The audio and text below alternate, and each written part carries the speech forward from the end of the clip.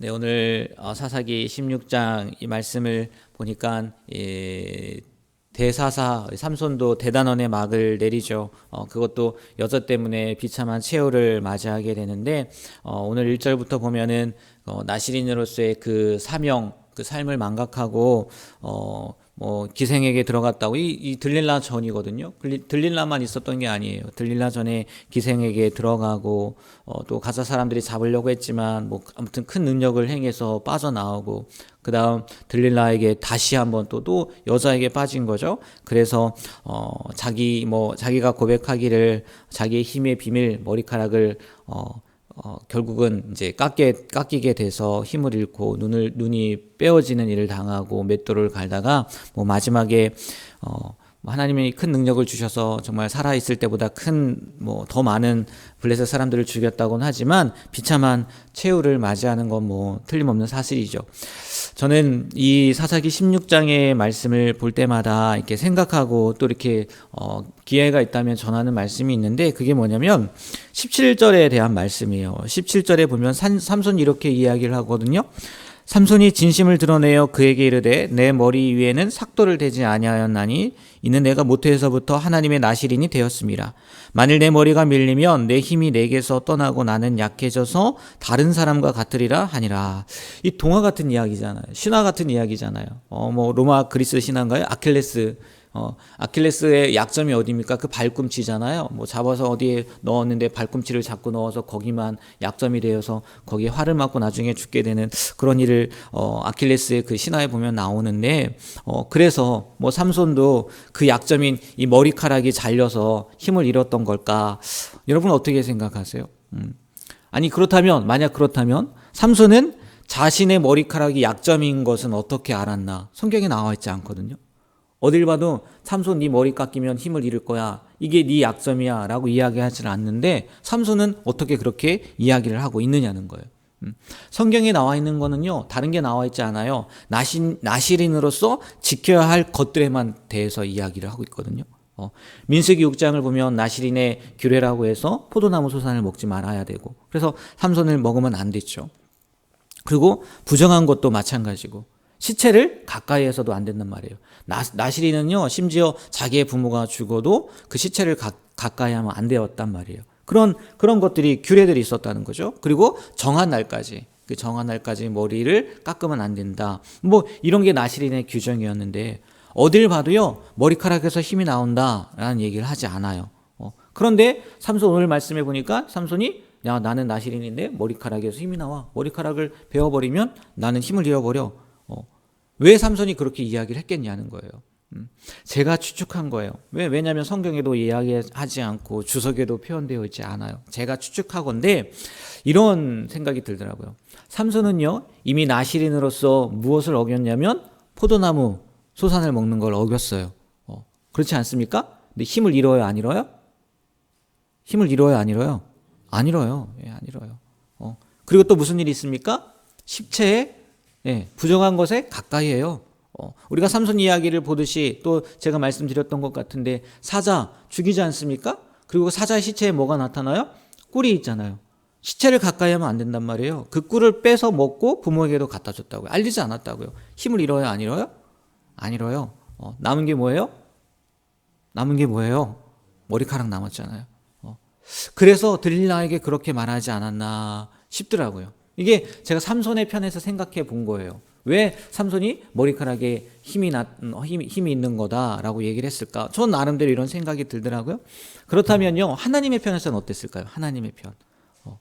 하나님의 편은요, 저는 이렇게 생각이 들더라고요. 하나님이 이때까지 참으신 것밖에는 이야기가 안 되더라고요. 이때까지 참으셨다는 거예요. 나실인으로서의 삶을요, 망각한 채 뭘 먹었어요? 포도나무 소산을 먹었어요. 이미 그때 하나님께서 힘을 뺏어가서도 됐어요. 왜? 나실인으로서의 규례를 지키지 않았으니까. 근데 하나님이 뭐 하신 거예요? 참으신 거예요. 그 다음은요? 부정한 것 가까이 하지 말아야 되는데 삼손이 해요. 시체를 만진 죄를 범했어요. 근데 힘을 잃어요? 안 잃어요? 안 잃었단 말이에요. 무슨 얘기밖에 안 돼요? 하나님이 그것까지도 용서해 주셨다는 거예요. 참아주셨다는 거예요. 왜? 아직 하나는 남았다는 거죠. 하나는 그 머리카락을 남겨놨다는 거예요. 이 부분을 생각하면서요, 이게 하나님과 사람의 다른 점이겠구나, 차이점이겠구나, 그런 생각이 들더라고요. 그런 얘기 들어보셨나요? 좋아하는 사람에게는요, 단점이 안 보여요. 근데 싫어하는 사람에게는요, 장점이 안 보여요. 하나님은요, 우리의 좋은 점만 보시고 계시는 것 같아요. 좋은 점만. 그래서 다들 하나님, 이 사람 이렇게 잘못했잖아요. 이거 어겼잖아요. 이래서 안 되는 거 아니에요?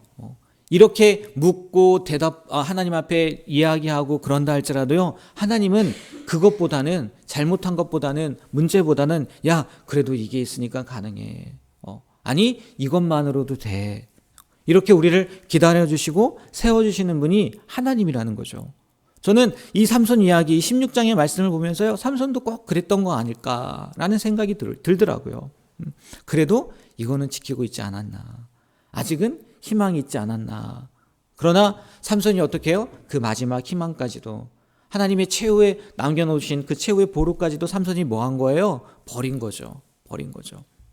머리카락에 힘이 있었던 게 아니라 하나님과의 약속을 버렸기 때문이고, 하나님의 참으심이 다 했기 때문에 힘을 잃은 거지, 머리카락에서 힘이 난 게 아니에요. 신하처럼요, 네? 머리카락에서 힘이 나요? 아니라는 거예요. 하나님이요, 주신 거죠. 참으신 거죠. 여러분 어떻게 생각하세요? 저는 아무리 생각해도요, 이게 맞는 것 같더라고요. 머리카락에서 힘이 나는 건 아니다 라는 생각이 들더라고요. 그렇지 않습니까? 모세의 지팡이가 힘이 있는 거예요? 왜 대답을 안 하세요? 지팡이가 힘이 있는 거예요? 아니에요. 하나님의 말씀에 능력이 있는 거죠. 삼손도 마찬가지라는 거예요. 삼손은요, 하나님의 오래 참으심에 끝까지 간 거예요. 하나님은 진짜 오래 참으시고요, 길이 참으시고요, 그 노하기를 더디하시는데 뭐 한 거예요? 끝은 있는데, 그 삼손이 끝까지 갔다는 거죠. 저나 여러분 가운데요, 만약에 이런 일들이 생기면 안 되겠지만, 그래도 하나님이 이걸 남겨놓으셨다고 그런 게 있다면요, 그것만은요 꼭 지키시길 축복합니다. 아니, 그건 너무 소극적인 것 같고요, 다시 돌이켜야 될 것 같아요. 다시 하나님이 기뻐하는 모습으로요 다가와야 될 줄 믿습니다. 왜요? 그러면요, 하나님은요 틀림없이 용서해 주시거든요. 틀림없이 회복시켜 주시거든요. 성경에요, 하나님께서요 그렇게 기록을 하고 계신다고요. 오늘 말씀도 보면요, 삼손이 다시 머리털이 뭐 한다고 표현했냐면 자라기 시작했다고 이야기하고 있어요. 이건 기록에 되어 있더라고요. 많은 분들이요, 많은 주석학자들이 얘기하는 게 뭐냐면, 이 말씀은 삼손이 주님 앞에 회개하고 다시 자신의 신분에 대해서 생각한 거다, 돌아오는 거다 라고 이렇게 표현을 하더라고요. 그러니까 정말 마지막으로 하나님께 구하자, 하나님께서 삼손의 기도를 들어주십니까? 안 들어주십니까? 들어주시잖아요. 하나님은요 분명히 성경을 통해서 우리에게 약속하고 계세요. 뭐냐? 나는 나를 위하여 내 허물을 도말하는 자니 내 죄를 기억하지 아니하리라. 또 히브리서 말씀해 보니까요, 내가 그들의 불의를 긍휼히 여기고 그들의 죄를 다시 기억하지 아니하리라 하셨느니라. 하나님은 우리가 회개하고 돌이키면요, 다시는 그 죄에 대해서 기억하지 않으시는 분이라는 거예요. 얼마나 감사합니까? 비참한 최후를 맞이했어도 살아있을 때보다 죽을 때 더 위대한 일을 했으니까 그냥 삼손처럼 사는 게 낫겠어요? 아니면 빨리 돌이키고 회개해서 삼손과 같은 일을 겪지 않고 다시 한번 회복해 주시는, 하나님께서 다시 한번 일으켜 주시는 그 삶을 경험하는 게 낫겠습니까? 당연히 후자잖아요. 우리가 혹 하나님이 지켜보시는 것이 있다면, 내가 이것까지는 내가 기다리는데 라는 것이 있다면 그건 절대 놓치지 않으셨으면 좋겠고요. 더 바라는 거는 빨리 하나님 앞으로 돌아오게 되는, 하나님의 말씀에 순종하게 되는 우리가 되길 주님의 이름으로 축복합니다. 이게 정말 오늘 하루를 살면서 우리에게 필요한 것 같아요. 오늘 하나님, 내가 하나님 앞에 혹시 하나님이 기뻐하지 않는 것들을 행하고 있지는 않았나요? 그럼에도 불구하고 내가 이렇게 살 수 있고 평안할 수 있다는 건 하나님의 인내하심인데, 내가 정말 그것을 기억하고 다시 돌이키게 되길 소망합니다. 다시 주님 앞에 돌아오게 되길 소망합니다. 이건 여러분만의 문제는 아닌 것 같아요.